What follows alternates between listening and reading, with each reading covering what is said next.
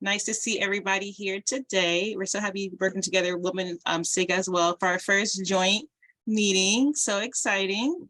I want to go around and introduce everybody. So I'm Khadija, and then Julie, go ahead and introduce yourself, please. And we'll go around for our community leads. So there's Julie. She just waved to everybody. Good afternoon. This is Julie Pullerwitz of the Population Council, one of the newest members to these SIGs and the DCC FAR, the academic co-lead of the Global SIG. Good to see you all. And then we have Sebla. Thanks, Khadija. I'm Sebla Kassam, an infectious diseases physician at Georgetown. Also do a fair amount of research with women with the Women's Interagency HIV Study, now joined with the MAX, and previously worked with Anya, and I think if it's Laura Gay, worked with them at EGPAF. So my old peeps. So thank you. Welcome, everybody. Thank you. And Dr. Rahmanina.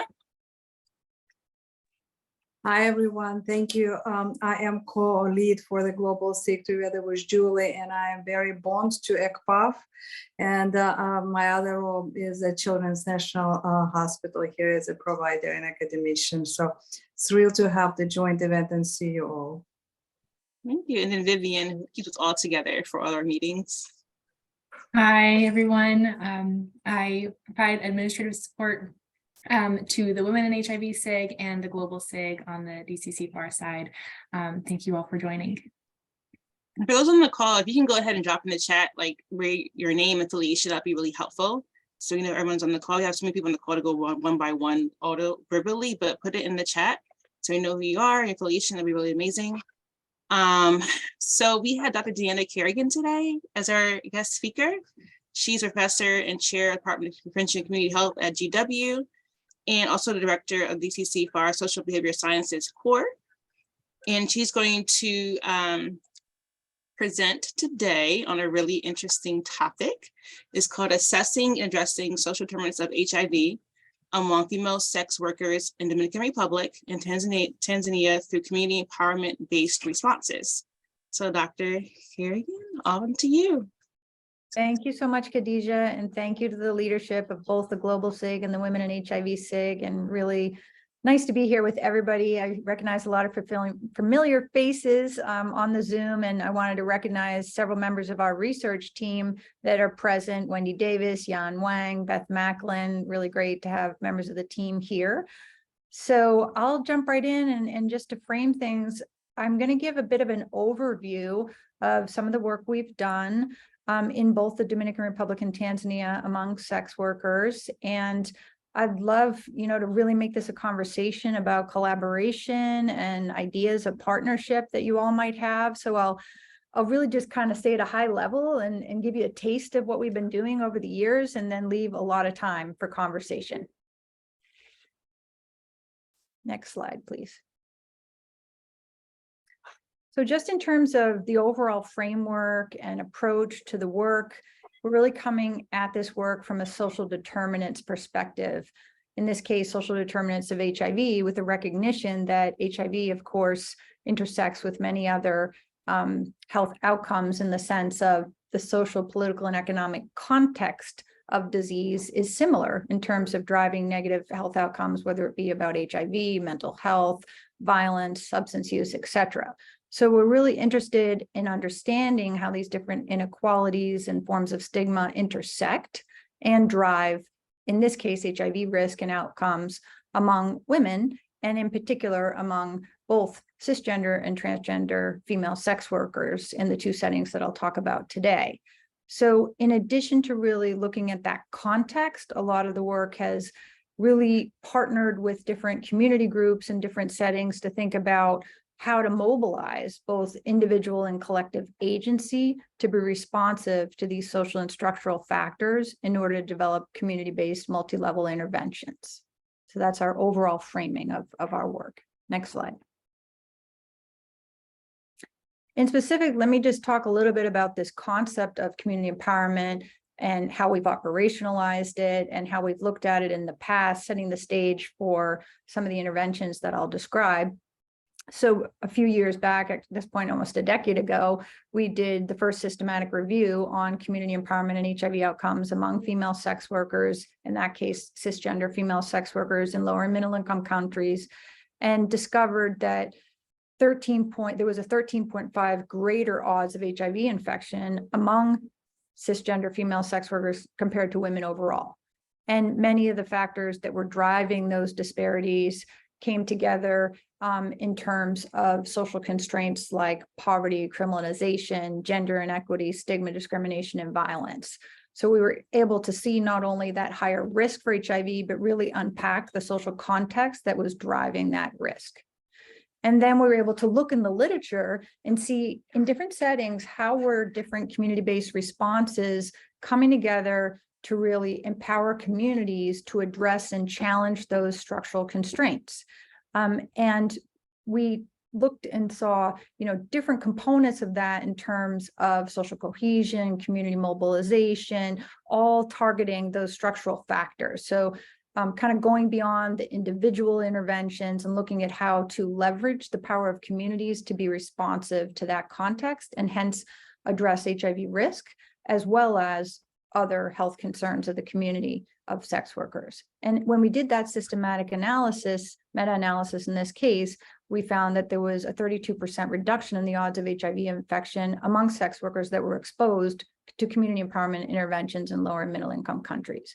So that really set the stage for us to want to expand these types of models.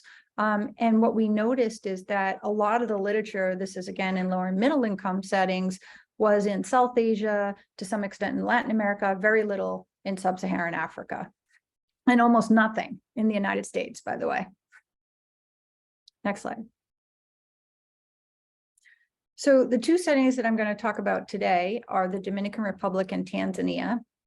And in the DR, this is a place that I've actually been working since 1996. I did my doctoral dissertation there and have stayed working there with great partners ever since. I just came back on Sunday from a wonderful trip.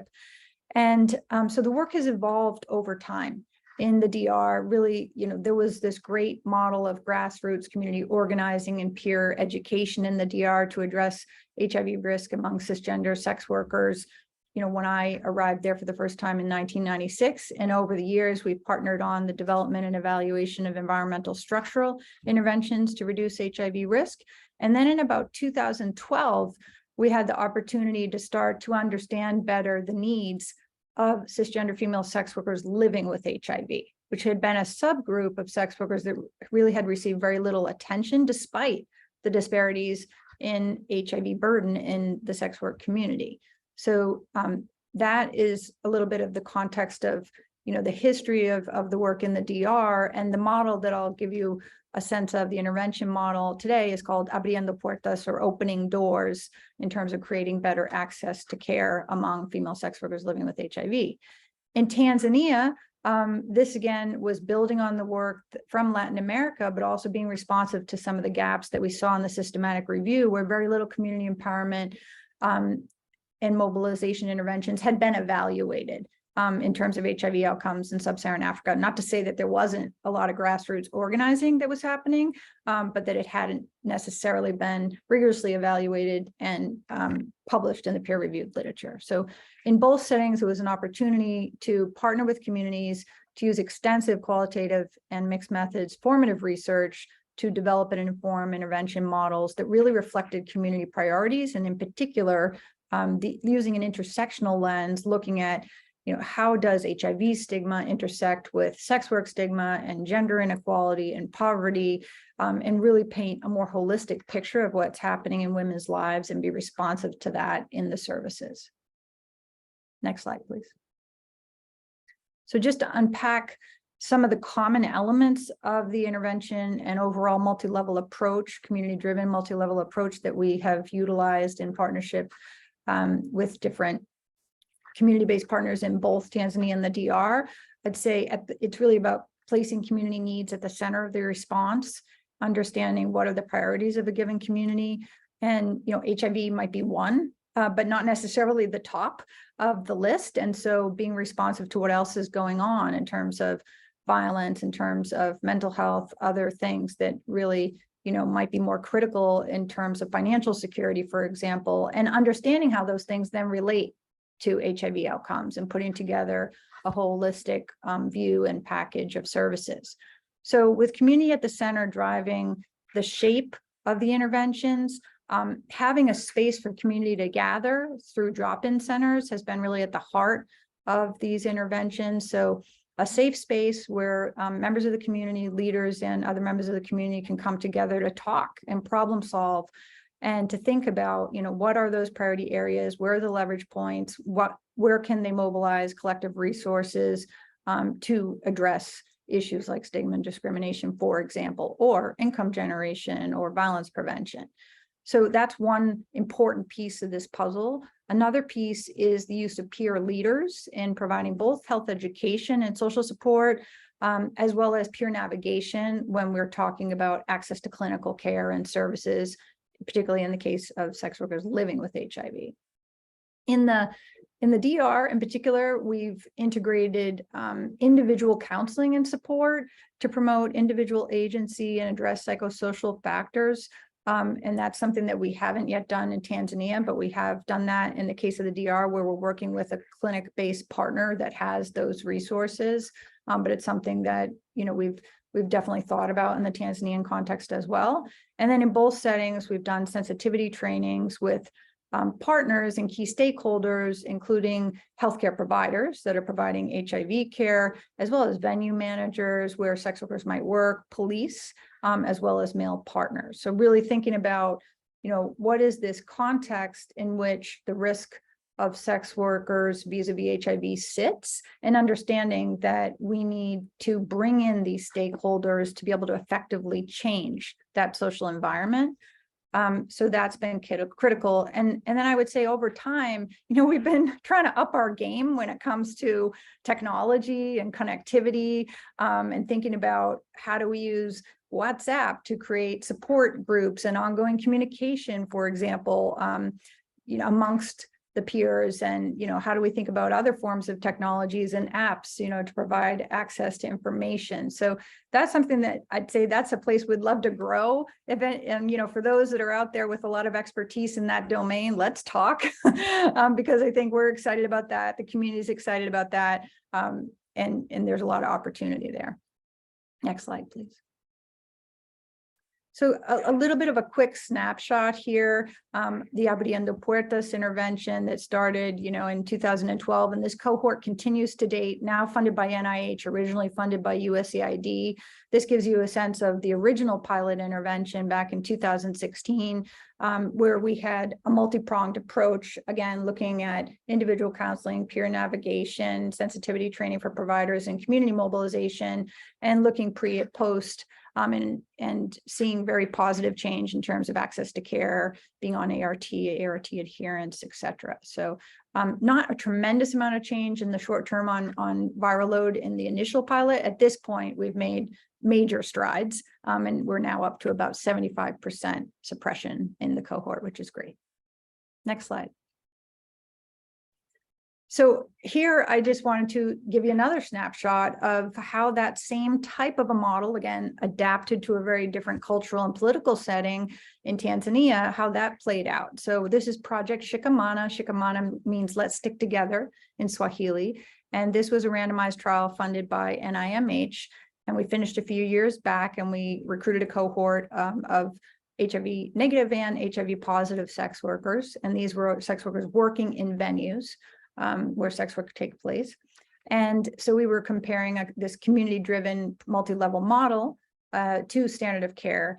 And we were able to see a very significant decline in HIV incidence in the community where the Shikamana intervention took place compared to the community which had standard of care. And that was the first RCT of a community empowerment approach in sub-Saharan Africa among sex workers to show a reduction in HIV incidence. So really gave us a lot of good data to be able to advocate for the expansion of the model. Next slide. And this shows in terms of the HIV outcomes among sex workers living with HIV in Tanzania. And this is in a rural setting, I should mention. I'm going kind of high level here. This is Iringa, Tanzania. So this is a much more rural setting, about 500 kilometers southwest of the capital, Dar es Salaam, as opposed to Santo Domingo, an urban setting in the DR. So you've got not only two different, cultural and geographic contexts, but you've got the rural and urban as well, which is interesting. And here we saw pretty positive outcomes on the HIV care continuum as well. Next slide. So I won't read these, but I just wanted to give you a snapshot of some of the process evaluation data. This is qualitative data that we collected in both settings throughout the course of these different, similar interventions, but in different settings. And I think, hopefully you can see in bold, some of the things that stand out is really the experience of isolation and stigma that many of the women have felt over time because of both HIV, sex work, and other social pressures. And that the interventions, the community-based approaches, really create an opportunity for connection and solidarity, and a sense of humanization and support. And so there's, I think, just a tremendous amount of power in the phenomena of women coming together to support each other. Next slide. So briefly, a little bit of what happens after these initial interventions, and a couple things. One, in the DR, we've been able to scale up over time the original Abriendo Puertas model and integrate it into the public health system in the DR, which has been great. And we've also been in a process of adapting Abriendo Puertas for other key population groups, including transgender women who are also sex workers. And that has a new R34 has just been funded by NIMH in partnership with our local partners and UNC to be able to test that model, a gender affirming care model of Abriendo Puertas, which is great. We also have been expanding into kind of looking at HIV in the context of other chronic diseases such as diabetes in the DR in the cohort, which is interesting. And then in Tanzania, a community-led organization was established formally during the initial intervention and has, to some extent, being able to sustain some of the activities post-trial. And we've also, post-trial, had some supplements to Project Shikamana, including a supplement to look at how to integrate PrEP into a community-based model. Next slide. So the study that's been ongoing over the last few years, and we're in a no-cost extension right now, is an observational study called Stigma, Cohesion, and HIV Outcome among women, female sex workers living with HIV in both Tanzania and the DR.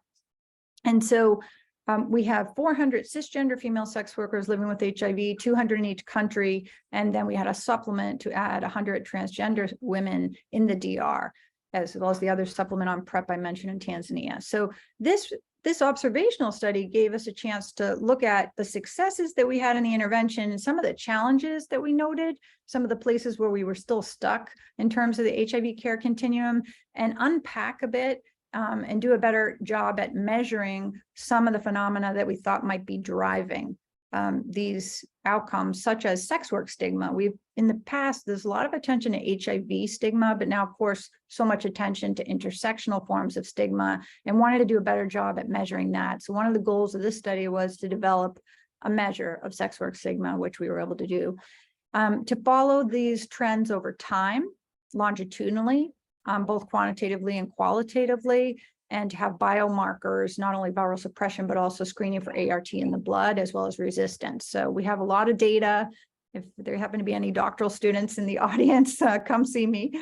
And then to put all of that in socioeconomic and political context across settings. So that's the big picture of the study. Next slide, please.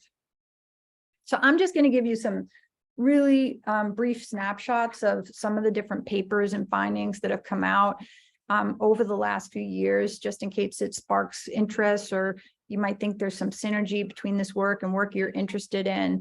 But this is one paper that's currently under review that we presented at IAS last year that is a structural equation model for looking at the pathways between different forms of stigma and viral suppression. So, how do you move from those social determinants on the one side and really track from social determinants to behavior to biological outcomes, and look at the interplay between these things.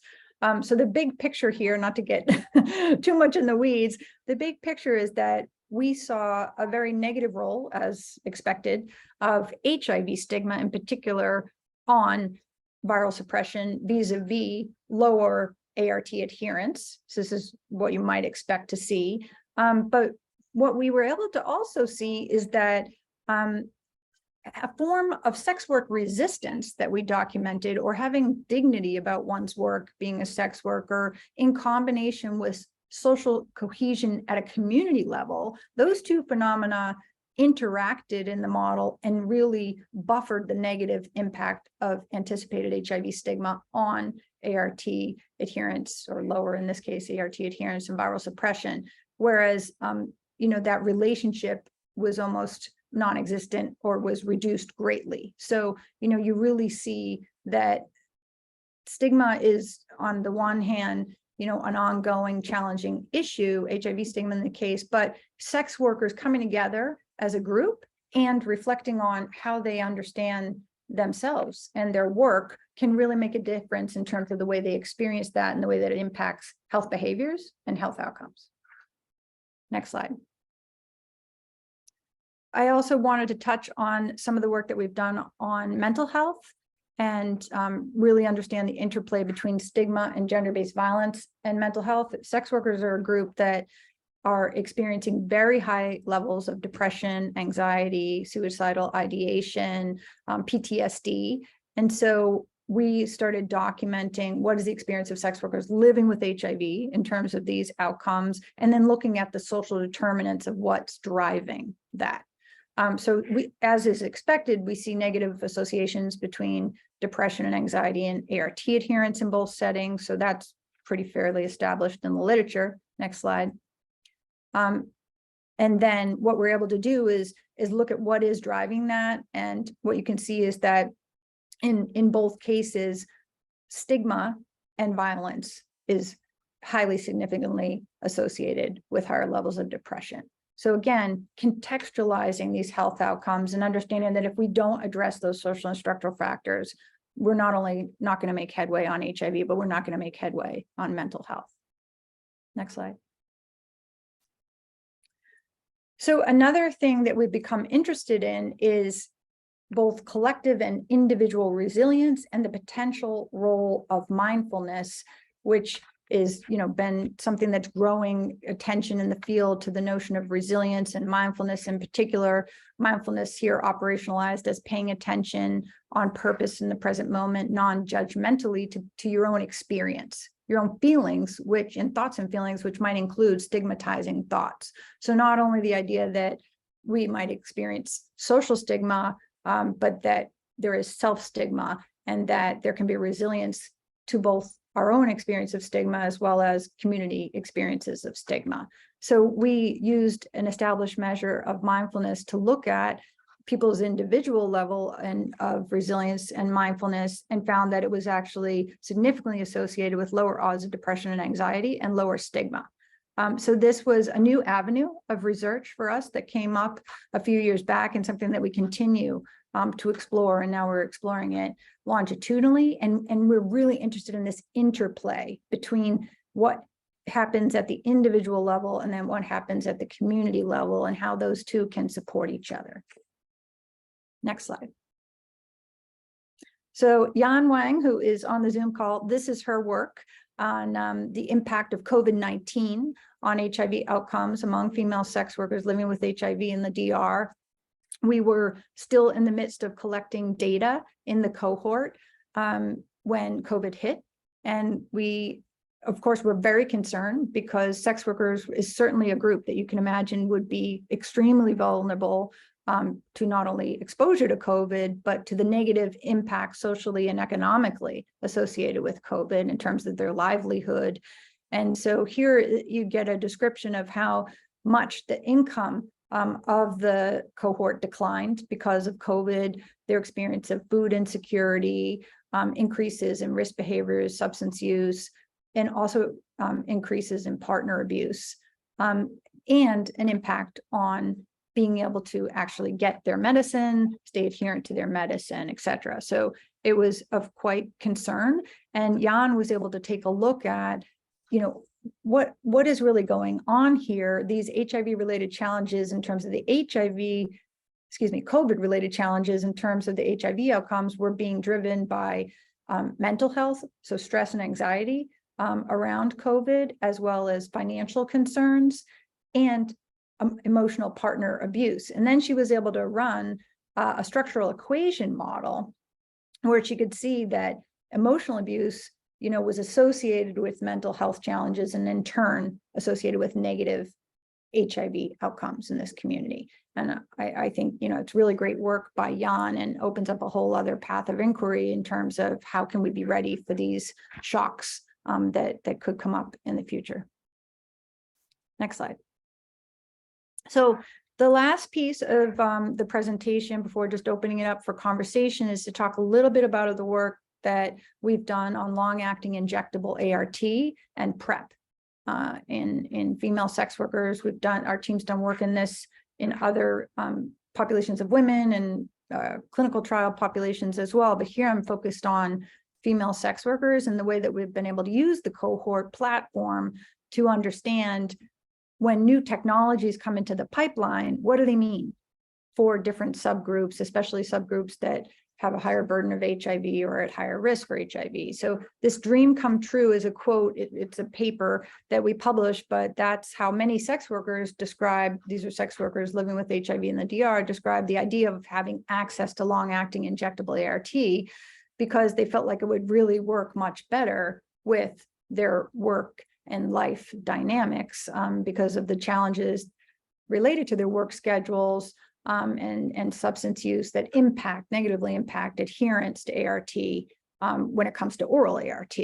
So you can see here the likelihood of preferring long-acting ART to oral ART was pretty high in terms of how likely would you be to use a long-acting ART if it were available across these settings. We're talking about 80–90% of the cohort, which is super high. And of course, the big elephant in the room is when will we have access to these technologies in those settings? And that's the struggle that we really need to think and brainstorm about how to use data to advocate for access when we know there's a need, but there's not necessarily the resources to pay for it.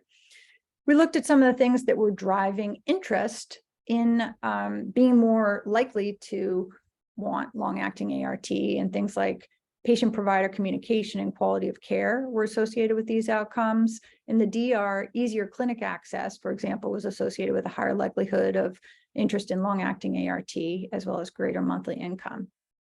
And in both settings, years of ART, being on ART for a longer length of time was associated with interest in long-acting ART, which, it's about kind of burnout, I think, with the oral medications. Next slide.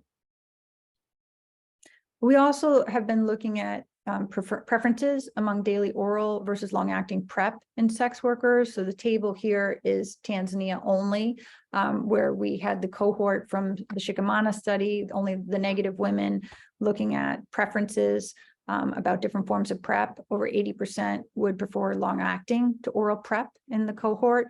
Those who preferred long-acting were more likely to be mobile, which makes sense. There were also overall PrEP interest was associated with younger age. That would make sense because younger women tend to be at higher risk with a history of STI, again, mobility and substance use in Tanzania. And we just finished data collection among 300 HIV negative sex workers in the DR about preferences on long-acting versus oral PrEP. And again, 72% of the sample preferred long-acting PrEP delivered every 2 months compared to daily oral. So again, huge demand and interest in long-acting injectables. Next slide. So I'm going to stop with the snapshot at 50,000 feet of some of the work that we've been doing in partnership with our research and community partners in both settings, and just say that we continue to be really inspired by the partners that we work with in both settings and wanting to be responsive to community needs, to really dig deeper to understand these social and structural contexts and the way that they interplay with individual psychosocial dynamics, and build models that appreciate that interplay in a more nuanced fashion, and to think about how do we continue to do strategic, formative, and implementation research to promote equitable access to long-acting PrEP and ART, because it's great to show these levels of interest and what drives the interest, but if we don't actually have access to the technologies on the ground, that only gets us so far. So I think that's the end of slides, except for the acknowledgement slide, which I just wanted to acknowledge our partners in both the Dominican Republic and Tanzania, MUHAS, IDCP, Modemo, and COIN, as well as NIMH, who has funded this work graciously. Thank you very much.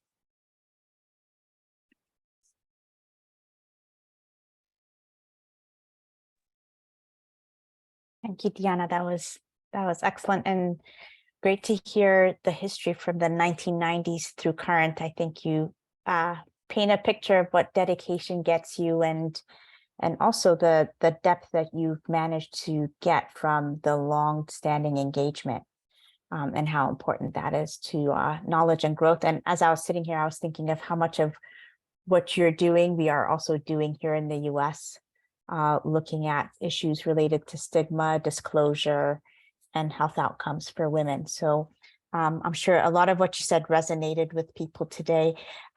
So you left us with a good amount of time for questions and discussion, and you know, always opportunities for building collaborations. I see that there have been some questions in the chat that were answered, but does anyone have a question for Deanna? Thoughts, comments, reflections on work you've done as well?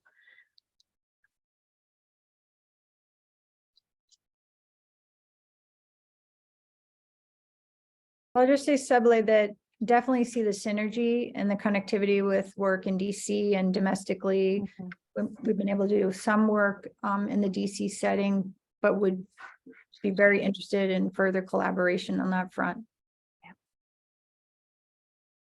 And maybe if I could jump in then. Hello, everyone, and terrific presentation, Deanna. Thank you. I too have overlapping work with HIV, stigma, and gender, as Deanna Kerrigan knows, since I've known Deanna for many of the years that you've been doing this wonderful work. Just to say that, picking up on the resiliency point and some of the parallel work that you may know about in different countries where we developed people living with HIV resiliency scale, and trying to emphasize the importance of balancing the stigmatizing experiences and reporting with resiliency in the face of stigma that people are facing.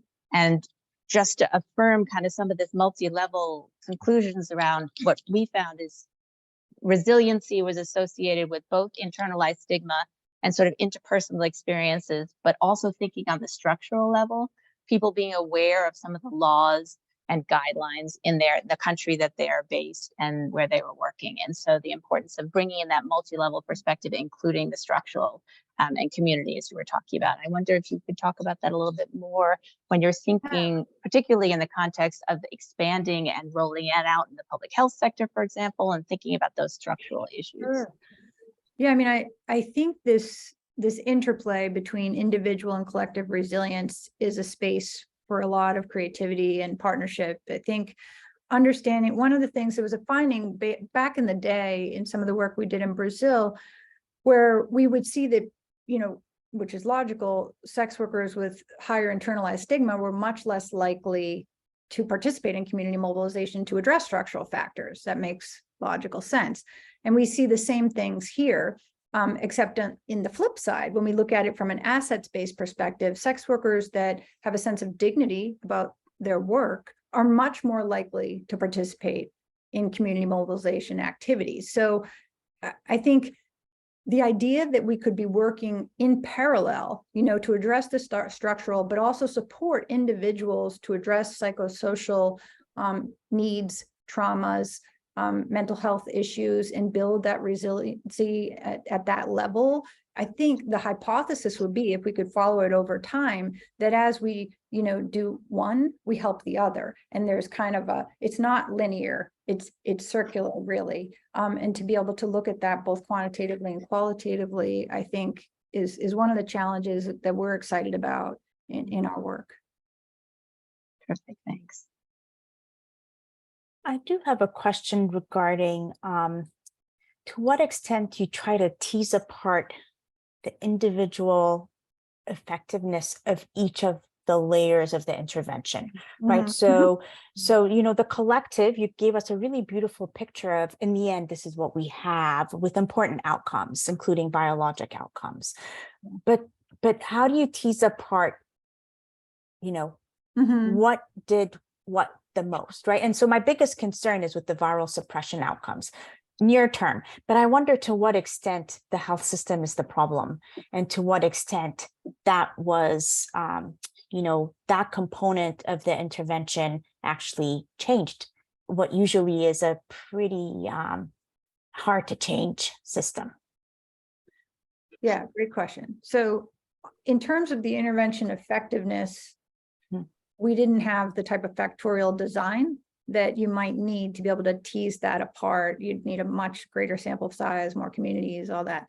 But it's a really important question. And so some of the work that we've been doing to look at those pathways, in terms of that, not necessarily through like the randomized factorial piece, but just looking at the pathways of the people that were exposed to the intervention, for example, we can start to see that different pieces matter. And that actually, it's not just one thing, that your own experience of stigma, that the social support that you get from the community, that, better clinical care and patient provider communication, they all matter. The question of which one matters more, in be able to tease that out, I think, that would be something to continue to think about how to address, and who we could get to pay for it, because it'll get very expensive, but, but it is critical in terms of knowing where to invest your money. Right. And I mean, I think in terms of the program implementers we have sitting here today, these are things that, as you evaluate, as you intervene, as you provide care and services. And so I think it's important for us to also hear from you what you did and answer in addition to what you did. So thank you for putting that out there, because I do think there are opportunities to delve in more amongst the group who are sitting with us here today. On that point, I didn't present this data, but I just want to mention, we found very high levels of drug resistance, HIV, ART resistance in both of these cohorts. And that points a bit to some of the health systems and quality of care issues that might be going on. And one of the things that we noted, I'm not an expert in HIV drug resistance, so apologies there, but we worked and collaborated with Sue Eshelman and folks, at Hopkins who are experts in this. And what we notice is that they're resistant to specific types of HIV medicines, but the class of HIV medicines that long-acting ART are in, they would not be resistant to. So that is just yet another piece of information that can help us advocate for access to long-acting ART in terms of being able to, increase viral suppression and curb transmission in this type of a population.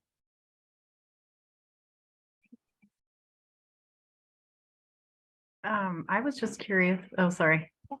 That's a quick question. You, sorry, Nina. I see Alan put his hand up right when I did. What were your recommendations about the COVID impacts and what happened to the women in that? Because we have very similar data from Tanzania, and I'm just wondering, what you were thinking about in terms of like what the health system should do. And I welcome Jan to jump in here as well, but I'll just start by saying that we know that the peer navigation team at IDCP in Modemo in the DR, they were really jumping in and trying to help think creatively about access to medicines first and foremost during that time, and thinking about home delivery of medicines, for example, if people couldn't get to clinic for different reasons. But then it opened up kind of a broader question of livelihoods and financial insecurity, access to mental health services, IPV. I don't know, Jan, if you want to comment here, since this was your analyses, but I think it really opens up a whole set of questions about how can we be prepared if something like this would happen again. Yeah, thank you so much. Yeah, Diana, for the excellent presentation. I think, yeah, what you said, yeah, it's very meaningful. So I think it's a lot of question problems working together to have impact on the healthcare of the female sex worker living with HIV. So it needs the health care providers and the government's input to help the female sex worker living with HIV to get access to the care. Great, Thanks, Jan. Great, thank you. You're welcome. Alan, you had a question? Yeah, I have a question about the intervention. So for the multi-level intervention, that's so interesting. It's the first time that I saw the slide. So did you assess the participation of those participants, like they have how much they attend the individual counseling, or how often they drop in the centers? Do you have the information? Can you repeat that one more time, Jan? So there is a slide for multi-level intervention, right? There is a slide. So I wonder if there is assessment on how much the participants use the intervention. Yes, there is. I'm going to ballpark it because it's been a few years, but we had pretty high adherence to the individual counseling sessions. And so I'm thinking like 80% of the participants went to all 6 sessions that we offered. About 60% or so of the participants utilized the peer navigation services.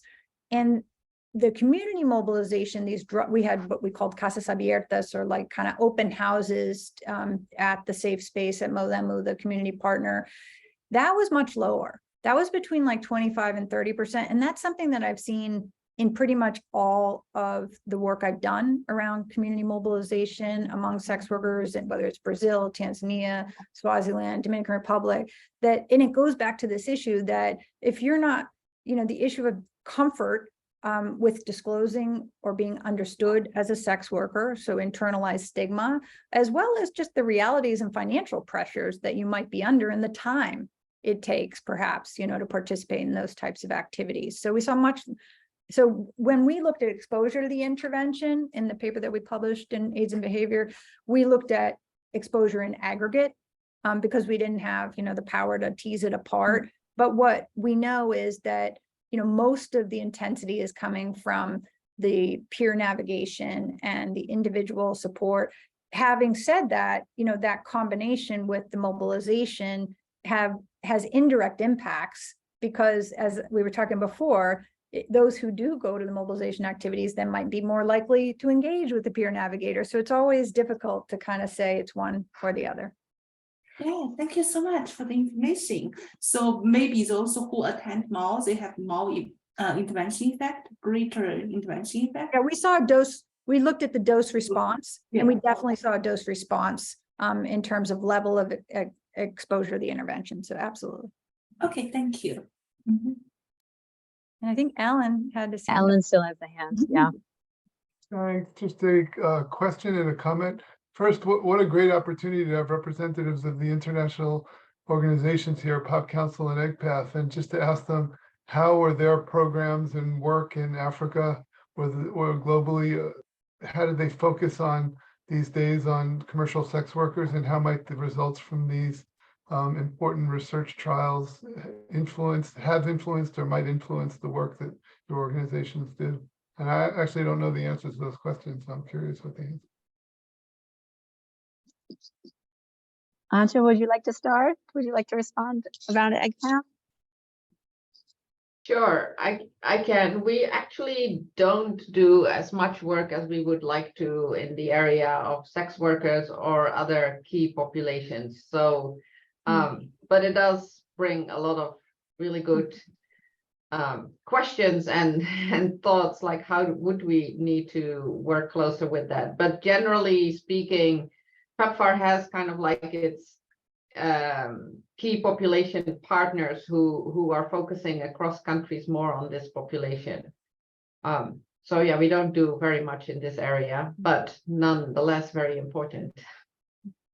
And maybe just jumping in for Population Council. So Population Council does a fair amount of work with key populations and stigma-related issues, stigma writ large in terms of measurement and manifestations of stigma sort of early on, sort of 20 years ago. And Deanna Kerrigan, Dr. Kerrigan, in fact, was involved with some of that from early years when we were collaborating in her earlier iterations of life. And so it's very relevant, I think, both in terms of intersectional stigma. So if you spend a lot of time thinking about intersectional stigma now and internalized stigma and the differences between anticipated, so there's all these different versions and how it plays out. So we've been working more with different key populations, some with sex workers, also with transgender populations, and a lot with men having sex with men. So Population Council conducted some of the earliest research with men having sex with men and Eastern and Southern Africa, for example, to kind of identify stigma and discrimination and vulnerable,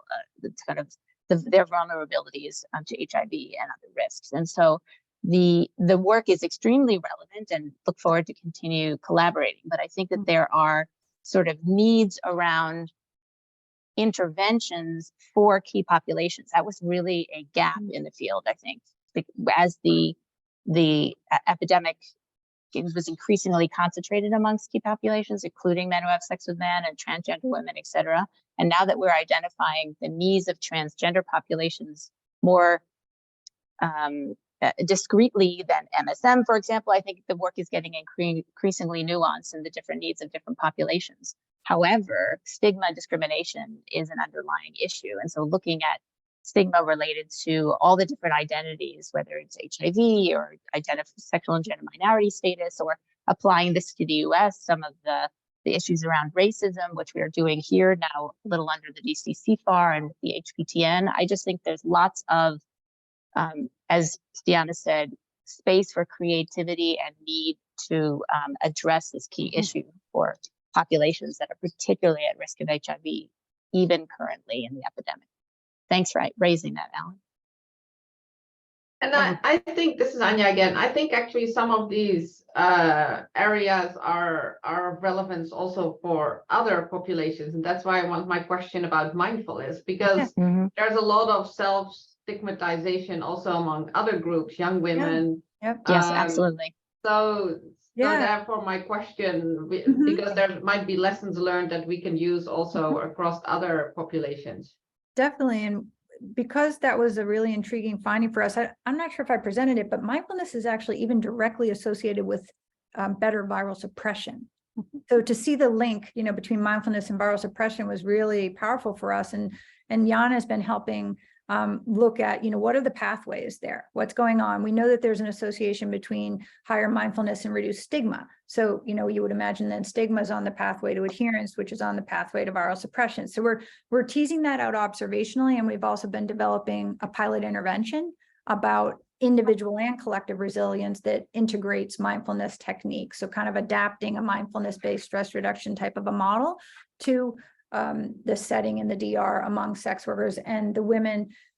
It's just super powerful. I just met with the peer leaders that have been doing the initial training. And now what we're trying to do is have this be kind of the first lay person peer-based mindfulness intervention. Because really most of the mindfulness interventions in the US and higher income countries, they're among kind of a certified mindfulness instructor of a certain type, and not a lot of community engagement in those types of interventions. So we think there's some space to be able to bring that in and address the stressors and the traumas that are going on with the community, but do it in solidarity and do it in a community-based model. So that's in kind of pilot form. And we definitely, in the literature reviews we've been seeing that this association between higher mindfulness and lower stigma it cross-cuts different populations. So we feel like we might be onto something.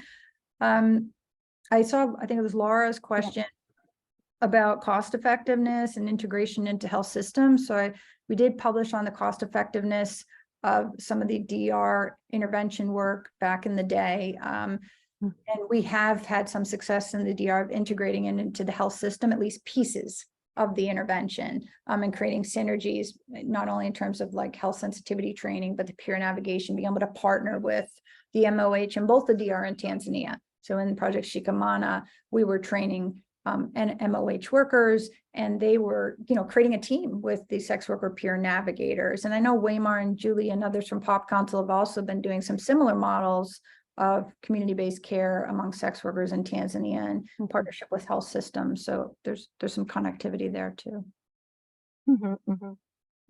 And just picking up on the adolescent young women point that Anta was raising. So when we're talking about stigma, there's also stigma around adolescent sexuality at all. And so just trying to address the different types of stigmas that different groups experience are important, direct stigma around PrEP, etc. So thanks so much. There's an interesting question in the chat about investigating the inflammation status as a pathway between mindfulness and viral suppression. That is super intriguing. I would like to learn more myself. I've definitely seen the association between higher mindfulness and better CD4 count, like some of the immuno pathways as well. Again, not my territory, social scientist here, but I would love to collaborate with anybody who might be interested in unpacking that. Yeah, just want to chime in. So what does the inflammation status mean? So do you assess the cortisol to see the inflammation status? I just don't know, sorry. Yeah. Yeah, this is a question from Rachel. Rachel, are you still on? Hi, yeah, sorry. I didn't elaborate too much. I guess I meant, and I'm also not an expert in this field, but I'm more of an immunologist by training. So I'm really interested in the idea that possibly inflammatory cytokines could be different following some sort of mindfulness intervention, something along those lines. And I think that work is probably being done, but I'm just not super familiar with it. And I don't know if anyone's looked at that and the connection between viral suppression, CD4 count, things like that. It was just a general question. I don't have too much information, but I'd be really interested as well. And Rachel, where are you based? I'm sorry, I think I missed that in your intro. Oh, yeah. So currently I'm a global health fellow in Zambia, and I'm with UNC Chapel Hill and NIH. But before that, I was at GW, which is how I kind of got into this group. There may be opportunities to look at that using existing samples from some of our well-characterized cohorts here in the US. So just feel free to, I'll just put my email in, you can email me, I'd be happy to chat offline. But I do think Diana and others, as you do your work, if there's ever a way to actually have a biorepository alongside all of your other data collection, it would really be allow these kinds of questions to be addressed. I know Mimi was on earlier, and Mimi is our local immunologist who's very interested in women's health, gender-based violence and its effect on the immune system.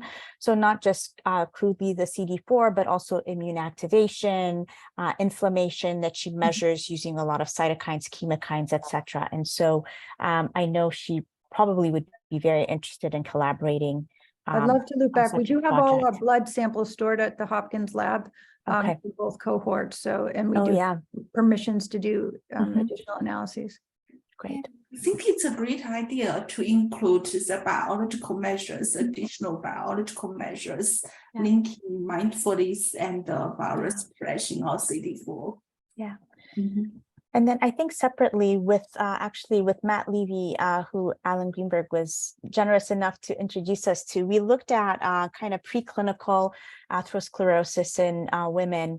And he was very interested in looking at some of that inflammation and kind of the cortisol pathway. And those measurements are really kind of difficult. And there's, we weren't able to kind of tease it apart using cortisol, norepinephrine as measurements of like that kind of end stage. But I think along the pathway, you may actually pick up the immune activation inflammation signal.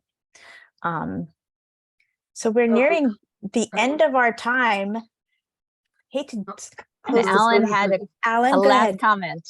I just Yes. want a quick comment, and Deanna, you can close your ears for a moment, but since one of the main objectives of the CFAR is developmental, and we have a lot of junior investigators participating today, that was truly a tour de force presentation and had an enormous amount of craft in it, and I just wanted to point it out.